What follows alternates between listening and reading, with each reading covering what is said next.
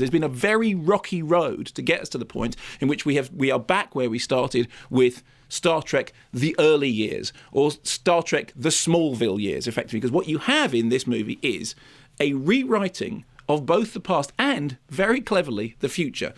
At the beginning of the film, a Romulan spaceship comes back from the future into the past, and there's an opening sequence in which Captain Kirk is born in flames, literally born in flames, in a shuttle escaping from the debris of an exploding ship which his father was captaining. So he loses his father, he's born in this kind of delight. He then goes on to become a sort of rebel without a cause character, rebellious, drinking, driving fast cars, doesn't want to do anything. Meanwhile, on Vulcan, Spock is also rebelling in his own Vulcan-like way, largely because he's been bullied because everyone thinks he's half human, and therefore somehow being half human is a terrible thing to have to deal with. He says, no, it's a wonderful thing. So he goes off to join Starfleet.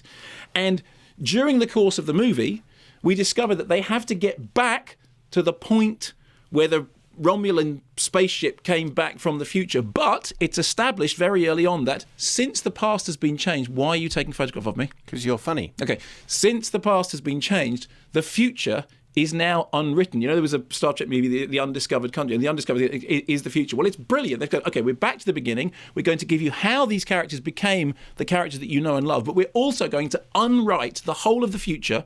So everything that you've seen happened up until now probably won't happen again, and we can do a whole different version of reality. Now, that's smart. Here's a clip.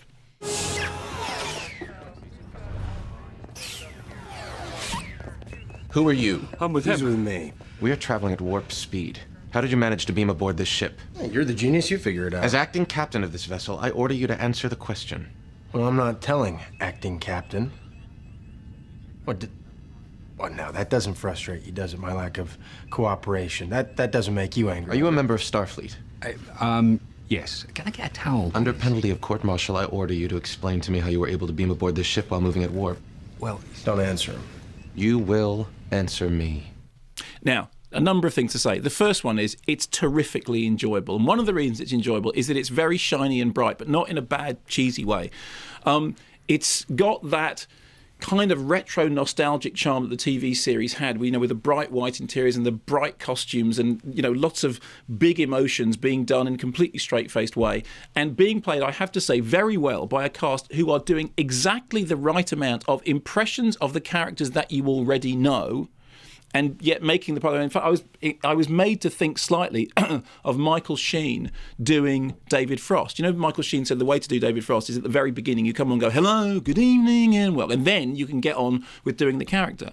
Well, in the case of this, in which you have, for example, Zachary Quinto doing Spock, there is just enough of the Leonard Nimoy-isms for you to know that he looks like him. He does. He just genuinely He does. looks He like really genuinely looks like him. And the guy who's playing Chris Pine, the guy who's playing Captain Kirk, it's funny because I've always thought that Kirk was the most boring of the Star Trek characters. I was always the guy who thought that it would have been better if Captain Pike had been the captain of the Enterprise and Jeffrey Hunter had stayed around. And of course, interestingly, in this movie, they resurrect the ghost of Captain Pike. We actually have Captain Pike in the movie, which is, so if you're interested, because when Star Trek was first piloted, it was Captain Pike, Jeffrey Hunter, then he dropped out, then we got William Shatner. Whole thing changed, for better or worse, depending on how you feel about it. But here we actually have Kirk and Pike together. But what you have is just this sense when the guy who is going to become Captain Kirk, but up until that point it's just Kirk, sits into the swiveling chair.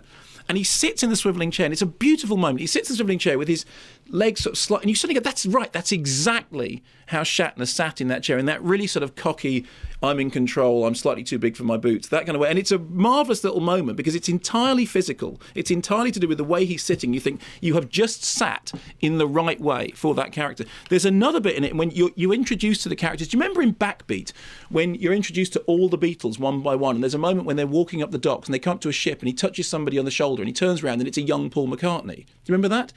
And the guy that they've got to play the young Paul McCartney is an absolute dead ringer for a young Paul McCartney. And you think, blimey, that's incredible. They have actually got into a time machine and gone back and got a young Paul McCartney to do it. Well, in the case of this, you've got Carl Urban as Bones.